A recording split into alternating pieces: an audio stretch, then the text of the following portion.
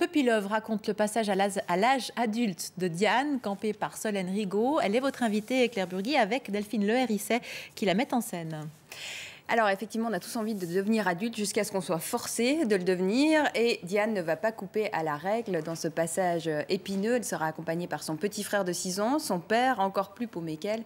Et c'est Julia, une nouvelle venue, qui va entrer dans le jeu et bouleverser tous les événements pour le meilleur et pour le pire. Bonjour à toutes les deux. Bonjour. Première question, Bonjour. Pourquoi Puppy Love ? Mais Puppy Love, c'est une expression anglaise qui résume le premier amour adolescent. Et ça ne peut pas se traduire en français ou dans une autre langue. Et c'est cette espèce de relation très fusionnelle, comme avec un petit chiot qu'on embrasse tout le temps. Puis quand il grandit, on le laisse de côté et ça ne nous intéresse plus. Ou alors il mord. Ouais. Alors le rôle de Diane, il est incarné par vous, Solène. Est-ce qu'elle vous ressemble ? Est-ce que c'est plutôt un rôle de composition ? Comment ça s'est passé ? Je pense que dans un sens, quand même, elle me ressemble, parce qu'elle ressemble un peu à tous les gens, enfin, je vais dire tous les gens qui passent par l'adolescence, mais donc tous les gens. Et il y a ce côté où on se pose toujours les mêmes questions, les questions qu'elle se pose. Après elle rentre un peu tête baissée dedans, elle fonce un peu là-dedans. Tout le monde n'y avait peut-être pas aussi franco, quoi, dans cette je dirais cette bousculade avec l'arrivée dans vraiment le passage entre l'âge adolescent et l'âge adulte. Mais oui, elle ressemble à tout le monde. C'est vrai, un personnage universel, on se reconnaît tous dans le film, c'est ça qui est assez fort. Je vous propose d'entrer dans ces quelques extraits, puisque Patrick Suner a rencontré Vincent Perez, qui porte lui aussi le film, et il lui a fait commenter les extraits que voici. Éteins ça. Tu pourrais frapper. Bonjour. Bonjour. J'habite la maison d'à côté. Moi, je joue le père de la fille qui va découvrir la sexualité. Par contre, tu viens, mais on fait ce que je dis. Parce que tu es là que tu m'empêches de faire ce que je veux. Il n'est pas du tout armé psychologiquement pour faire face à ce genre de situation. Et en fait, il s'est mis au même niveau que ses enfants, en fait.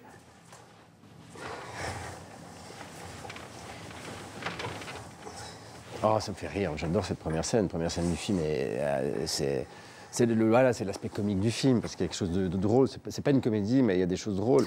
C'est une catastrophe, bien évidemment. Il n'y a aucun désir, et il n'y a absolument rien qui va se passer, d'ailleurs. C'est pas du tout le bon timing, c'est pas du tout le bon garçon, etc. Je crois que j'ai plus envie.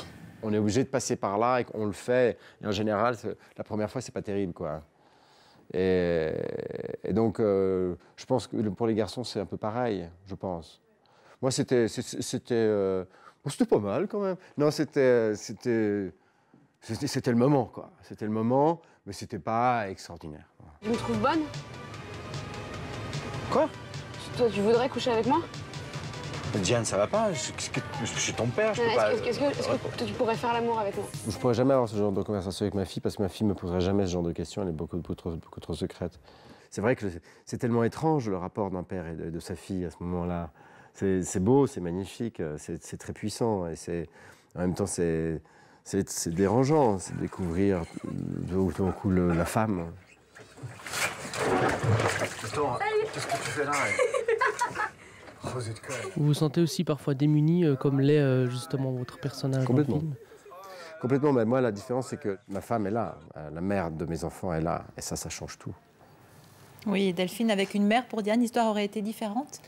Ouais, je pense, mais en fait, j'avais vraiment envie de proposer une histoire d'adolescence avec une famille monoparentale, mais pas pour mettre quelque chose de social.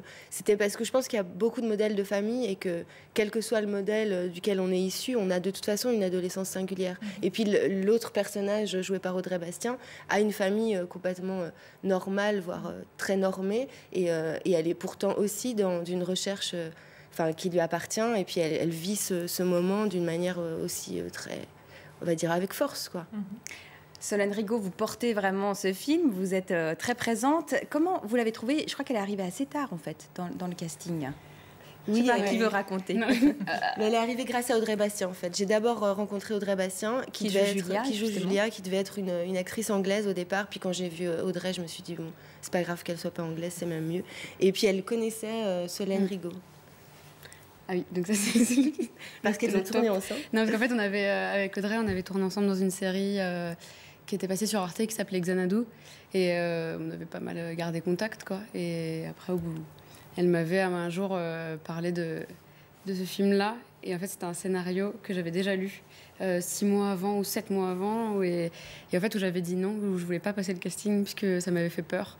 Qu'est-ce qui vous faisait peur dans le scénario ? Justement, c'est difficile à expliquer. Je pense que j'étais à une période où genre, c'était trop dur pour moi de défendre ça, ou peut-être que de défendre ce truc. Il y avait un truc qui était trop dur, où je sais pas, où je me sentais pas capable de faire ça. Même le truc du premier rôle, en plus du thème du film.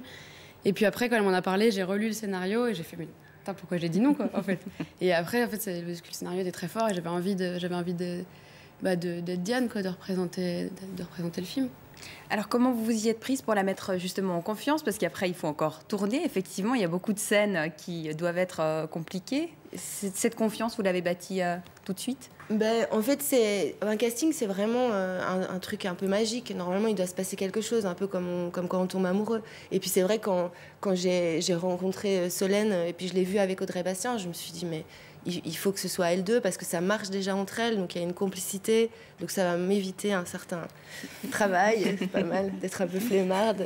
Et puis, non, ça matchait vraiment. C'était vraiment comme une rencontre évidente. Et puis, c'est un film d'acteurs. C'est un film où c'est les acteurs qui portent vraiment tout le film. Donc, une fois le casting trouvé, plus de la moitié du boulot était fait quasiment. Et donc, c'est un truc de confiance. Je crois qu'on s'est rencontrés vraiment. Et donc, du coup, on a beaucoup parlé. On a très peu répété. Moi, je viens du documentaire, donc j'aime pas trop répéter parce que j'ai peur de fabriquer quelque chose de faux. Et donc, j'aime bien qu'on essaye de garder une espèce de fraîcheur quand on tourne, quoi, pour qu'il y ait des surprises et tout ça. Et on a fait ça. On sent bien en regardant le film.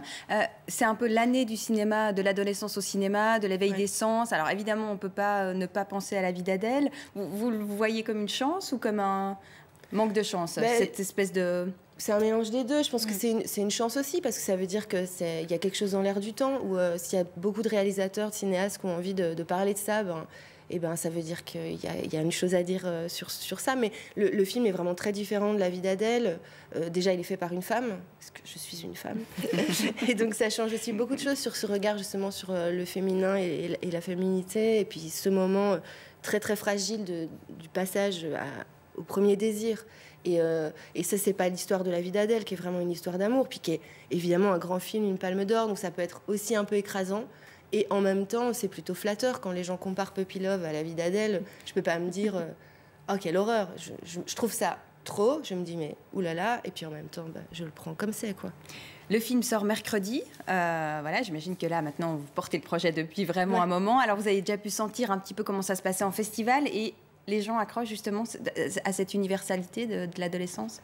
Oui, c'est ça qui est fort, c'est que c'est quand même un film assez personnel enfin voilà, avec des moments qui sont vraiment des moments que moi j'ai pu vivre, par exemple, mais tout le monde arrive à s'identifier à ce personnage et c'est général. Enfin, vraiment en festival, moi j'ai été au Mexique, en Inde, voilà, sur d'autres continents, et puis il y a des jeunes filles qui viennent me voir et qui me disent c'est mon histoire et voilà.